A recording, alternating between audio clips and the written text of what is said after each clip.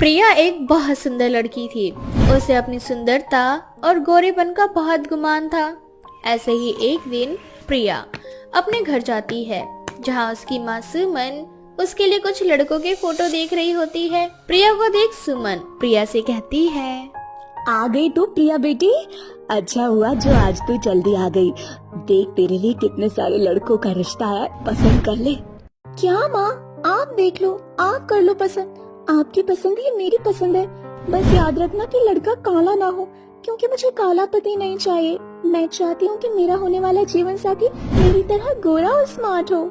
इतना बोलकर प्रिया वहाँ से चली जाती है और सुमन प्रिया के लिए मयंक को हाँ कर देती है। बहुत जल्द मयंक अपनी माँ के साथ प्रिया को देखने आता है और जब प्रिया मयंक का काला रंग देखती है तो उसका गुस्सा 7वें आसमान पर पहुँच जाता है और मयंक के जाते ही प्रिया अपनी माँ के ऊपर चिल्लाती हुई उनसे बोलती है, माँ मैंने आपसे कहा था कि मुझे काला पति नहीं चाहिए, फिर आपने मेरा रिश्ता उस कलुए के साथ क्यों किया? प्रिया बेटा, रंग में कुछ नहीं रखा। तेरे पिता भी तो काले थे। हमें हमेशा इंसान का दिल देखना चाहिए और मयंक तेरे लिए बिल्कुल परफेक्ट है और वो एक बहुत अच्छा लड़का है, तुझे बहुत खुश रखेगा। माँ, मुझे आपके ज्ञान की जरूरत नहीं, मुझे एक ऐसे जीवन साथी की जरूरत है जो गोरा और सुंदर हो। इसलिए आप उसे मना कर दो, क्योंकि मैं इस इंसान से शादी नहीं करूंगी। इस तरह से प्रिया गुस्से में अपने घर से चली जाती है। रात को जब प्रिया घर आती है तो सुमन प्रिया से कहती है, प्रिया बेटा, मैं जानती हूँ तुझे काले लोग नहीं पसंद। तू अपनी जगह बिल्कुल सही है। हर लड़की का सपना होता है कि उसका जीवन साथी वैसा हो जैसा वो चाहती है। पर बेटा, मैं भी तेरी माँ हूँ और मैंने मयंक का टेस्ट लिया है। वो तेरे लिए बिल्कुल सही लड़का है। तू उसके साथ बहुत खुश रहेगी बेटी। माँ, मुझे ऐसी खुशी नहीं चाहिए जिसमें मुझे मेरा जीवन साथी काला मिले। बेटा, मैंने रिश्ते के लिए हाँ कर दी है। अगर अब तूने रिश्ते के लिए मना किया तो समाज में मेरी नाक कट जाएगी, मैं जीते जी मर जाऊंगी। अगर तू चाहती है कि तेरी माँ मर जाए तो तू उस लड़के से शादी मत करना, और अगर तू मुझसे जरा भी प्यार करती है तो तुझे मेरी कसम है, तू उस लड़के से शादी करेगी। इस तरह से अब ना चाहते हुए भी प्रिया मयंक से शादी कर लेती है और शादी वाले दिन जब मयंक प्रिया के पास आता है तो प्रिया उससे दूर होकर उसे बोलती है, देखो, ना तो मैं इस रिश्ते को मानती हूँ और ना ही इस शादी को। मैंने ये शादी सिर्फ और सिर्फ अपनी माँ की खुशी के लिए की है। पर क्यों? अगर तुम्हें मुझसे शादी नहीं करनी थी तो तुम मुझसे बात करती, मैं खुद शादी के लिए मना कर देता, फिर तुम्हें जबरदस्ती के रिश्ते में नहीं बंधना पड़ता। देखो, अब जो होना था वो हो गया, इसीलिए अब इस टॉपिक पर बात करने का कोई मतलब नहीं। इस तरह से प्रिया मयंक को बिना गलती की सजा दे देती है। अब ऐसे ही कुछ दिन बीत जाते हैं और जब प्रिया की सभी दोस्त को मयंक के बारे में पता चलता है तो उसकी सारी दोस्त उससे मिलने के लिए उसके ससुराल जाती है। अरे प्रिया, तुम तो बोल रही थी कि तुम मर जाओगी पर काले लड़के से शादी नहीं करोगी, पर ये तो काला निकला। पूजा, तुम्हें कोई गलतफहमी हुई है। मयंक काला नहीं है, वो बस उनको कोई स्किन एलर्जी हो गई है, इस वजह से वो काले नजर आ रहे हैं। क्या प्रिया यार, अब तक झूठ बोल रही हो? कम से कम अब तो झूठ मत बोलो। हम सबको बहुत अच्छे से पता है कि तुम कभी भी काला पति नहीं चाहती थी, पर वो कहते हैं ना, भगवान जिसकी किस्मत काली स्याही से लिख दे, भला उसका फ्यूचर सफेद कैसे हो सकता है। पूजा की ऐसी बातें सुनकर प्रिया का गुस्सा और भी ज्यादा बढ़ जाता है और प्रिया बहाने बनाकर पूजा को भेज देती है। पूजा के जाने के बाद जब रात को मयंक घर आता है तो उसका काला रंग देखकर उस पूजा की बात याद आ जाती है और वो एक बार फिर मयंक के ऊपर भड़कती हुई उससे बोलती है, तुम जैसे काले इंसान से शादी करके मेरी जिंदगी भी अंधेरे जैसी काली हो चुकी है। प्रिया, मैंने तुमसे पहले भी बोला है, अगर तुम मेरे साथ नहीं रहना चाहती हो तो तुम जा सकती हो, पर तुम्हें मेरे रंग का मजाक बनाने का कोई हक नहीं है, समझी तुम? और वैसे भी जैसे तुम्हें अपने रंग से प्यार है, ठीक वैसे ही मुझे भी अपने काले रंग से प्यार है। भगवान ने शक्ल सूरत तो दी नहीं और अपने काले रंग पर इतना गुमान। मिस्टर कालोपति परमेश्वर, काले रंग पर इतना गुमान अच्छी बात नहीं होती। प्रिया अपने ही पति के रंग का मजाक बना रही होती है कि तभी उसकी सारी बातें उसकी सास कल्पना सुन लेती है और प्रिया के कमरे में जाकर प्रिया से कहती है, बहू तेरी हिम्मत कैसे हुई मेरे बेटे के रंग का मजाक बनाने का। मैं तुझे इस घर में लक्ष्मी अन्नपूर्णा समझती रही और तू मेरे बेटे के रंग के लिए उसको टॉर्चर करती रही। और बेटा मयंक, तूने मुझे कभी कुछ बताया क्यों नहीं? माँ, आपको गलत फहमी हो रही है। यह पति पत्नी के बीच की बात है। आज प्रिया ने मुझसे कहा था कि मैं घर जल्दी आ जाऊं और उसे बाहर ले जाऊं, पर मैं हमेशा की तरह आज भी घर लेट आया। बस इसलिए प्रिया मुझसे नाराज हो गई है और अब ऐसी बचकानी हरकतें कर रही है। बहू तेरा हक है अपने पति से लड़ने का, उससे नाराज होने का, लेकिन मेरे बेटे का रंग का मजाक बनाने का हक तुझे भगवान ने नहीं दिया। और इसीलिए अगर तूने अब कभी मेरे बेटे का रंग का मजाक बनाया ना, तो मैं भूल जाऊंगी कि तू मेरे घर की बहू है। इस तरह से मयंक प्रिया को अपनी माँ की डांट से बचा लेता है। अब ऐसे ही कुछ दिन बीत जाते हैं और हर बार प्रिया कोई न कोई गलती करती और मयंक उसे बचा लिया करता। ये सब देखकर अब प्रिया को भी धीरे धीरे मयंक से प्यार होने लगता है।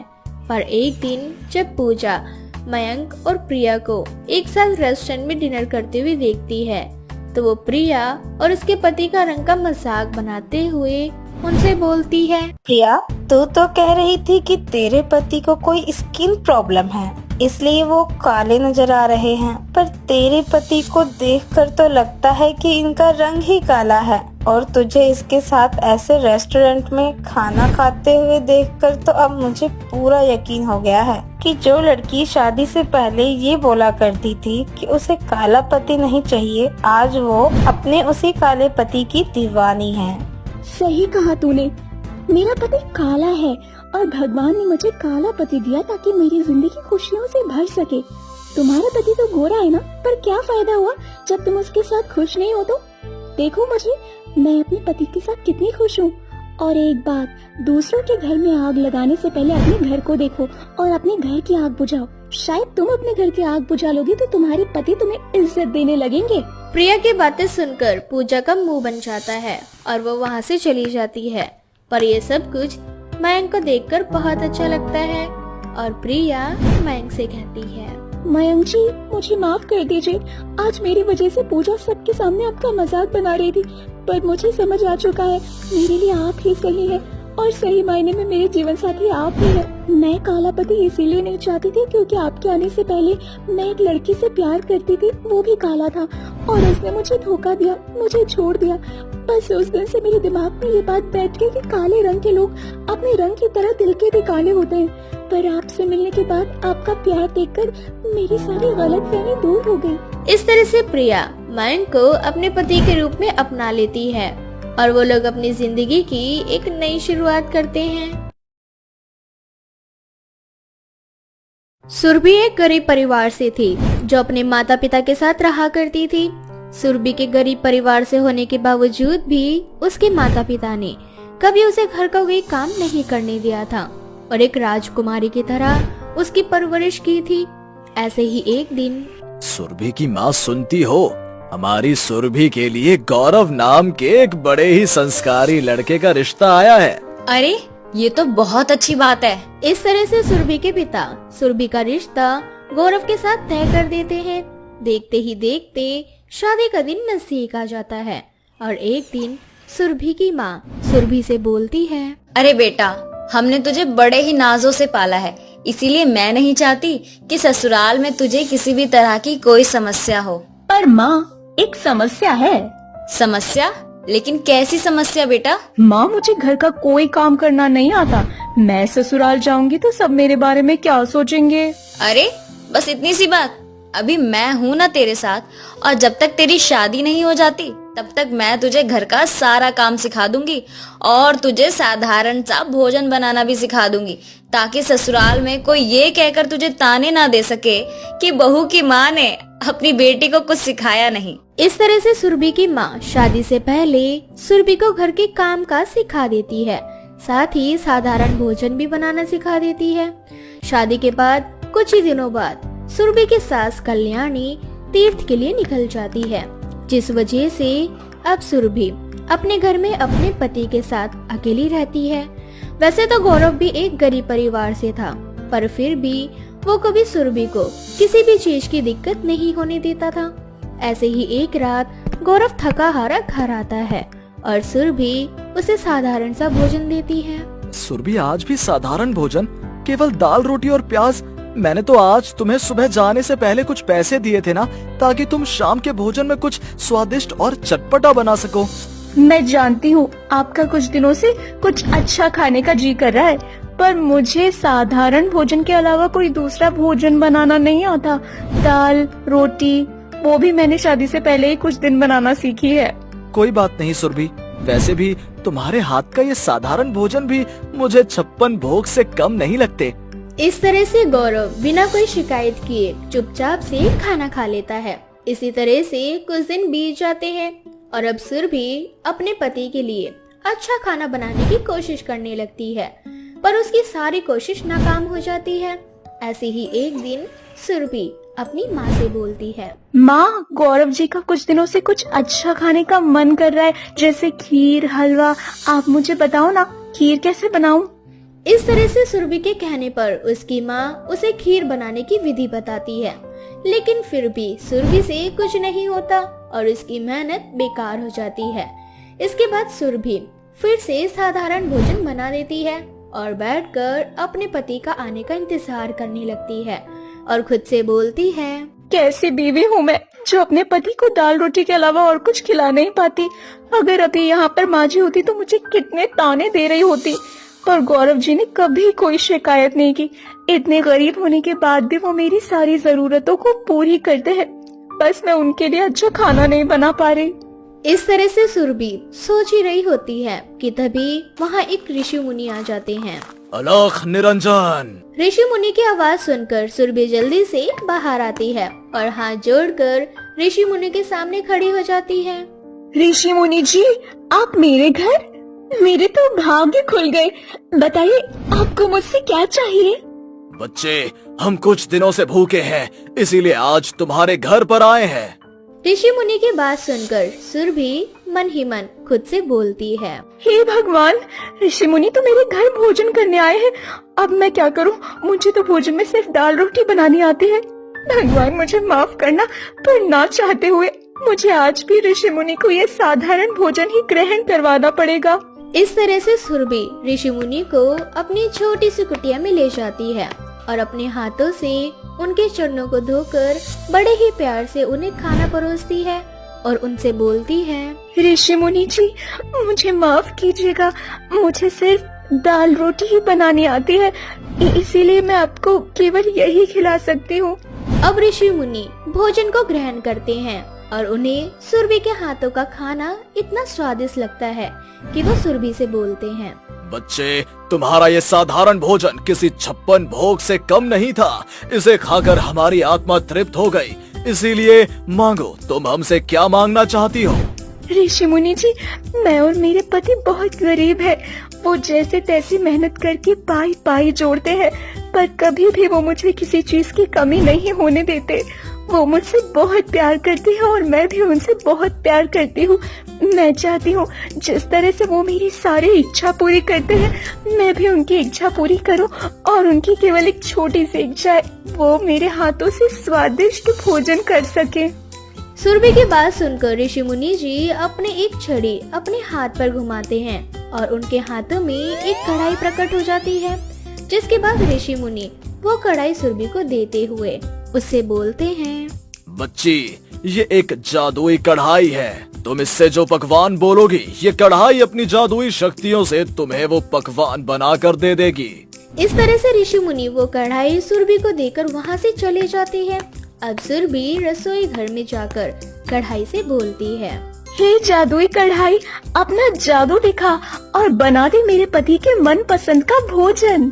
सुरभि के इतना बोलते ही कढ़ाई में अपने आप तरह तरह के पकवान बनने लगते हैं और पकवान की खुशबू इतनी अच्छी होती है कि आस पड़ोस के सभी लोग उसके घर में आकर झांकने लगते हैं।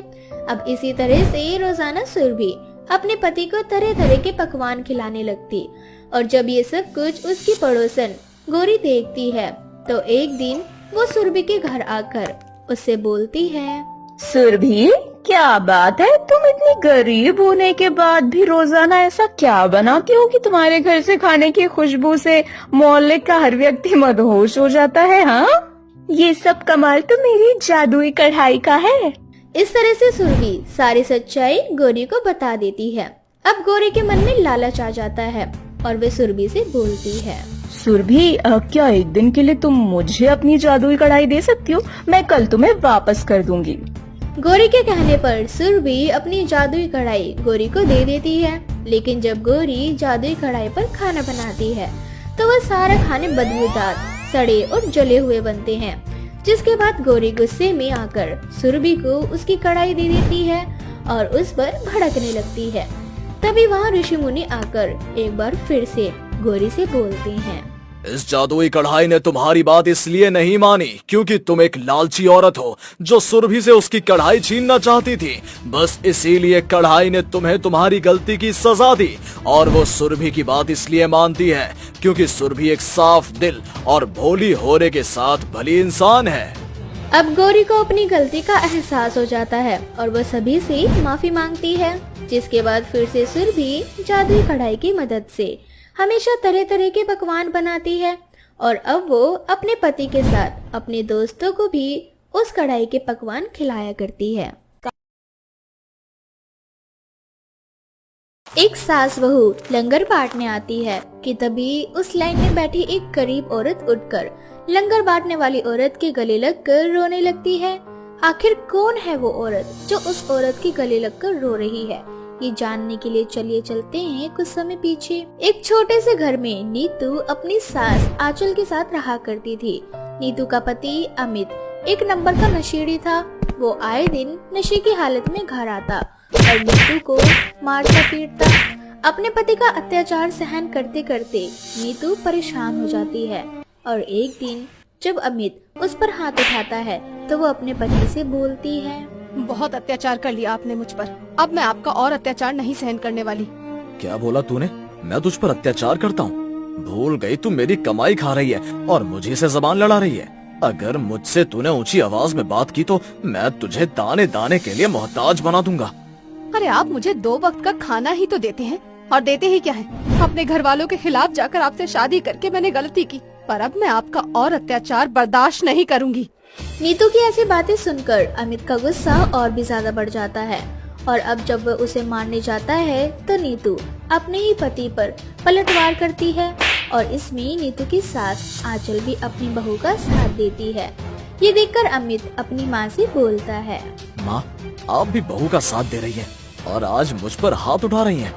काश कि मैंने ये हाथ तुझ पर पहले ही उठा दिया होता तो आज मुझे ये दिन न देखना पड़ता। बहू गलत नहीं है इसीलिए मैं बहू के साथ हूँ। गलत तू है जो हमेशा नशे की हालत में घर आता है और मेरी मासूम बहू को मारता है।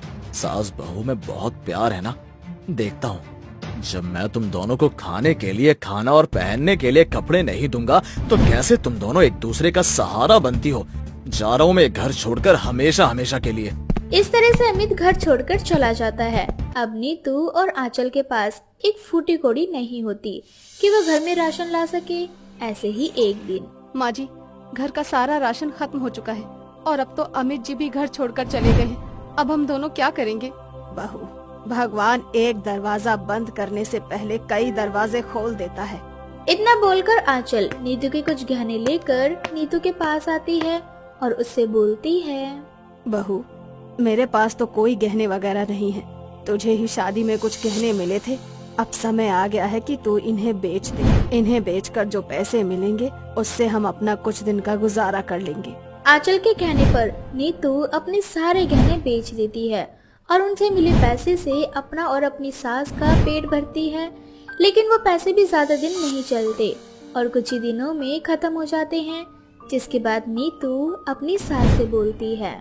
माँ जी, सारे पैसे खत्म हो चुके हैं और बहुत जल्द घर में बचा हुआ अनाज भी खत्म हो जाएगा। अब मुझे काम करना ही होगा। आप मुझे काम करने दीजिए। बहू, हमारे घर की औरतें आज तक घर से काम करने के लिए बाहर नहीं निकली हैं, तो भला मैं तुझे बाहर कैसे जाने दे सकती हूँ? कुछ दिन की बात और है, दुख तकलीफ सह ले।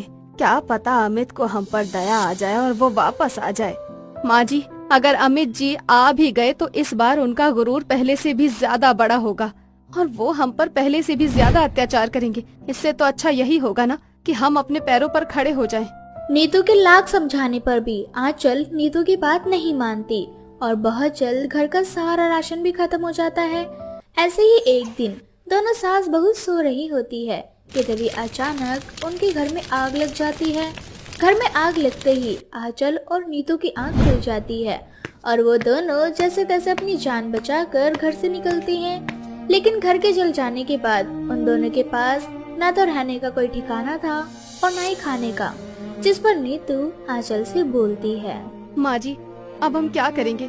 अब तो हमारे पास रहने के लिए हमारा घर भी नहीं बचा। अब हम कहाँ जाएंगे? नीतू और आंचल अपने जले हुए घर के बाहर बैठकर रो रही होती है कि तभी वो देखती है कुछ भिखारी मंदिर के पास जा रहे हैं। अब वो दोनों भी मंदिर के पास जाती हैं और देखती है कि वहाँ तो सास बहू लंगर बांटने आने वाली है।